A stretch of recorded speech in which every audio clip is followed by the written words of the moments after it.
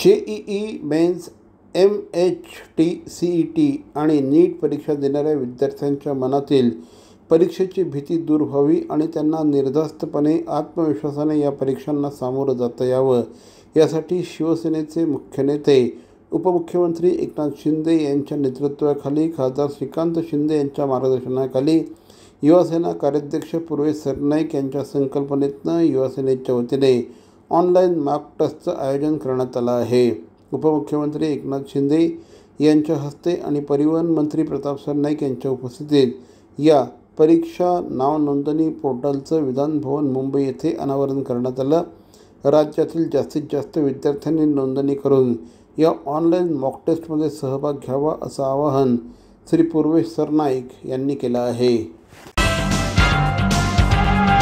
ठाणे शहरातील भवानी ज्वेलर्सची प्रति ग्रॅम केवळ 250 रुपयांची घडणावळ सोने, चांदी, हिरे आणि प्लॅटिनमच्या आधुनिक आणि पारंपरिक दागिन्यांचं विश्वासार्ह दालन Bhavani jewellers, ice factory, Talao Pali, station road, Thane आणि कल्याण लाल चौक येथेही भवानी ज्वेलर्स।